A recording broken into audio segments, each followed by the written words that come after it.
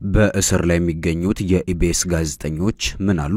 በዚህ ቪዲዮ ፍርድ ቤት የቀረቡት የኢቢኤስ ጋዜጠኞችና ሰራተኞች ለፍርድ ቤት ምን ተናገሩ ሚለውንና ፖሊስ በሰራተኞቹ ላይ የመሰረተው የክስ ዝርዝር ምን ይመስላል፣ ፍርድ ቤቱስ ምን ምላሽ ሰጠ ሚለውን በዝርዝር እንመለከታለን። ቪዲዮውን እስከ መጨረሻው ድረስ እንድትከታተሉ ቻናላችንንም ሰብስክራይብ እንድታደርጉ እንጋብዛለን።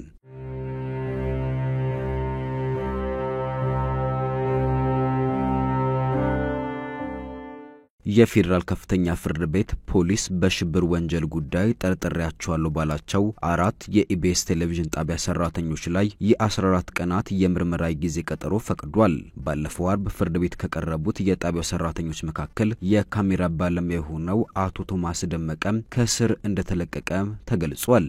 የፌደራል ፖሊስ የጊዜ ቀጠሮን የጠየቀው በ8 ተጠርጣሪዎች ላይ እያካሄደ ያለውን የምርመራ ስራ በሰውና በሰነድ ማስረጃ በስፋት ለማጣራት በሚል ነው። ከ8ቱ ተጠርጣሪዎች ውስጥ ባለፈው ሳምንት እሁድ በኢቢኤስ ቴሌቪዥን ጣቢያ በተሰራጨ ዝግጅት ላይ የሐሰት ታሪኳ ቀርቧል የተባለው ብርቱካን ተመስገንም ትገኝበታለች። የኢቢኤስ ቴሌቪዥን ጣቢያ ዋና ስራ አስኪያጅና የመገናኛ ብዙሃኑ አንዱ ባለድርሻ የሆኑት አቶ ነብዩ ጡመልሳንም በተጠርጣሪነት ባሳለፍነው አርብ ፍርድ ቤት ቀርበዋል። በቴሌቪዥን ጣቢያው በፕሮግራም ዳይሬክተርነት የሚሰራው ጋዜጠኛ ታሪኩ ኃይሌም፣ የስቱዲዮ ዳይሬክተሩ አቶ ንጥር ደረጀም፣ ረዳት የፕሮግራም አዘጋጇ ህሊና ታረቀኝ ፍርድ ቤት እየቀረቡ የጣቢያው ሰራተኞች ናቸው። የካሜራ ባለሙያው አቶ ቶማስ ደመቀን ከስር መለቀቅ ከፖሊስ የምርመራ መዝገብ መረዳቱን የገለጸው የፌደራል ከፍተኛ ፍርድ ቤት ልደታ ምድብ ወንጀል ችሎት ነው። ችሎቱ የኢቢኤስ ሰራተኞች የተካተቱበት የ8 ተጠርጣሪዎችን ጉዳይ መመልከት የጀመረው ባለፈው አርብ መጋቢት 19 2017 ዓ.ም ነበር። የፌደራል ፖሊስ ለችሎቱ ባቀረበው የጊዜ ቀጠሮ መጠየቂያ ማመልከቻ ላይ በተጠርጣሪዎቹ ላይ እያካሄደ ያለውን ምርመራ በሰውና በሰነድ ማስረጃ በስፋት ለማጣራት የ14 ቀናት የጊዜ ቀጠሮ ጠይቆ ነበር። ፍርድ ቤቱ በጉዳዩ ላይ በትላንትናው ዕለት ብይን ለመስጠት ቀጠሮ ከመስጠቱ አስቀድሞ የፖሊስ ጅምር የምርመራ መዝገብ እንዲቀርብለት ትዕዛዝ ሰጥቶ ነበር።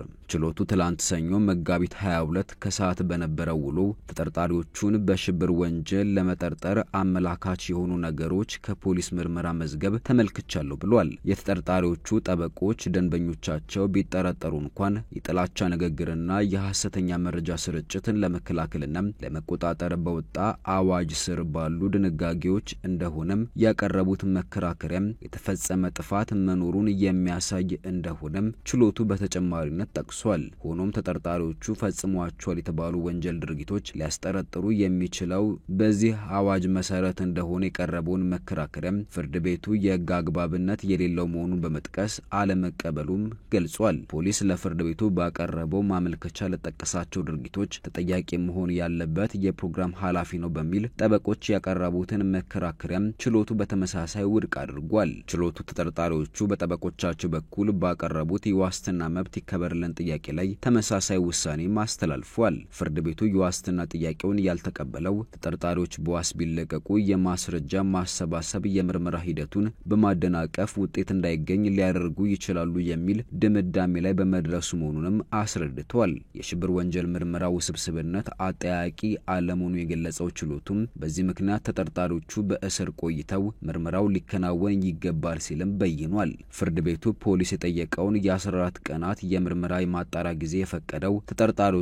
ከተያዙበት ቀን ጀምሮ እንደሆነ ገልጾም ለሚያዝያ 3 ቀን 2017 ዓ.ም ተለዋጭ ቀጠሮ ሰጥቷል። የፌደራል ከፍተኛ ፍርድ ቤት የትላንትናውን ውሎን ከማጠናቀቁ በፊት በኢቢኤስ ቴሌቪዥን ጣቢያ በፕሮግራም ዳይሬክተርነት የሚሰራው ጋዜጠኛ ታሪኩ ኃይሌም ባለፈው አርብ በነበረው ችሎት ላቀረበው አቤቱታም ትዕዛዝ ሰጥቷል። ጋዜጠኛ ታሪኩ በአርቡ የችሎት ውሎም ፌደራል ፖሊስ ወንጀል ምርመራ የእስረኞች ማቆያ በጨለማ ክፍል ታስሮ እንደሚገኝና እዚያው እንደሚጸዳዳ አቤቱታውን ለፍርድ ቤት አሰምቶ ነበር። ይህንን የጋዜጠኛውን አቤቱታ እንዲያጣራ ፍርድ ቤቱ ትዕዛዝ የሰጠው ለኢትዮጵያ ሰብአዊ መብት ኮሚሽን ነው።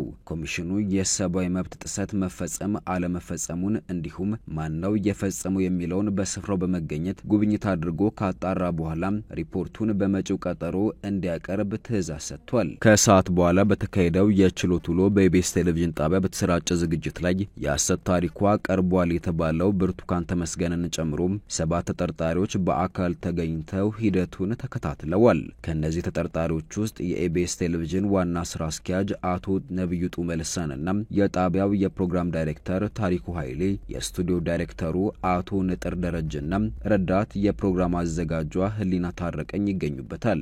ባለፈው አርብ በነበረው ችሎት የብርቱካን ተመስገን ሐሰተኛ ታሪክ ተላልፎበታል በተባለው ዶክመንታሪ ቀረጻ ሲከናወን በእረፍት ላይ እንደነበር የተገለጸው የኢቢኤስ የካሜራ ባለሙያ ቶማስ በከሰዓቱ የፍርድ ቤት ውሎ አልቀረበም። ትላንት ጠዋት በተመሳሳይ ችሎት በተካሄደ ሌላ የፍርድ ቤት ውሎ ተጨማሪ 4 የኢቢኤስ ቴሌቪዥን ጣቢያ ሰራተኞች የምርመራ የጊዜ ቀጠሮ ተጠይቆባቸዋል። የፌዴራል ፖሊስ በተመሳሳይ የሽብር ወንጀል እንደጠረጠራቸው በመግለጽ የ14 ቀን የጊዜ ቀጠሮ የጠየቀባቸው የኢቢኤስ ቴሌቪዥን ጣቢያ የፕሮግራም ስራ አስኪያጇ ቅድስት ጌታቸው፣ የስቱዲዮ ስራ አስኪያጁ አቶ ግርማ ተፈራም፣ የኤዲቲንግ ሱፐርቫይዘሩ አቶ ሄኖክ አባተና ኤዲተሩ አቶ ሀብታሙ አለማየሁ ናቸው። ትላንት ጠዋት ፍርድ ቤት ከቀረቡት ከአራቱ የኢቢኤስ ቴሌቪዥን ጣቢያ ሰራተኞች ጋር ሌሎችም 3 ተጠርጣሪዎች በተመሳሳይ መዝገብ የጊዜ ቀጠሮ ተጠይቆባቸዋል።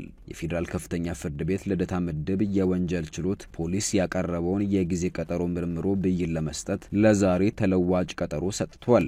ባሳለፍነው አርብ በነበረው የችሎት ውሎ የኢቢኤስ ቴሌቪዥን ዋና ስራ አስኪያጅ አቶ ነብዩንና ሌሎች 2 የጣቢያው ሰራተኞችን የወከሉ ጠበቆች ደንበኞቻቸው ከሽብር ወንጀል ጋር የሚያገናኛቸው ነገር እንደሌለ መናገራቸው ይታወሳል። የጠበቆቹን መከራከሪያ ተከትሎ የመናገር እድል ተሰጥቷቸው የነበሩትም የኢቢኤስ ቴሌቪዥን ዋና ስራ አስኪያጅ አቶ ነብዩም ስሜት በተሞላበትና እንባ በተናነቀው ድምጸት በምርመራ ሂደት ውስጥ የነበራቸውን ትብብር ለፍርድ ቤቱ አስረድተው ነበር። ለምርመራ ሂደቱ የሚያግዙ የቪዲዮ ማስረጃዎችንና የሰራተኞችን ዝርዝርን የያዘ ሰነድ ለፌዴራል ፖሊስ ማቅረባቸውንም ገልጸዋል።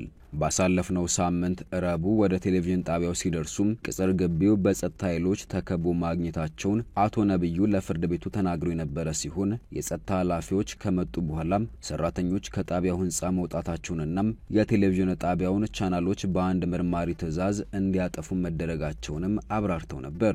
አርብ በነበረው የችሎት ውሎ የተናገሩት አቶ ነብዩም የሚሊዮን ህዝብን ቻናል አጥፍተናል፣ ይህ ፖለቲካል ኢምፕሊኬሽን አለው ስል ማንም አልሰማ ሲሉም በወቅቱ የነበረውን ሁኔታ ለፍርድ ቤቱ ገልጸዋል። አሁን ቻናሎቹ በመከፈታቸው ደስ ብሎኛል በማለትም ስሜታቸውን አጋርተዋል። ዋና ስራ አስኪያጁ እርሳቸው በመታሰራቸው ለሰራተኞች ደሞዝ የሚከፍል እንደሌለና የዕለት ተዕለት የጣቢያው ስራ መስተጓጎሉን መናገራቸው ተገልጿል። እንደ አቶ ነብዩ ሁሉ የመናገር እድል የተሰጠው የቴሌቪዥን ጣቢያው ፕሮግራም ዳይሬክተር ጋዜጠኛ ታሪኩም በፖሊስ ማመልከቻ ላይ ተጠቀሰውን የቴሌቪዥን ፕሮግራም የተሰራበትን ሂደት ለፍርድ ቤት አስረድቷል። ፕሮግራሙ የጋዜጠኝነት ስራ መሆኑን የገለጸው ታሪኩም የፖለቲካ አጀንዳ አንስቶ እንደማያውቅም አመልክቷል። ተራ የቢሮ ተከፋይ ደሞዝተኛ ነኝ፣ ስለዚህ ተበዳይ ብርቱካንን በማታለል ምንም ጥቅም የማገኝ አይደለሁም፣ ሙያዬ ነው እዚያ ጋር የሰራውት ሲልም ታሪኩ ተናግሯል።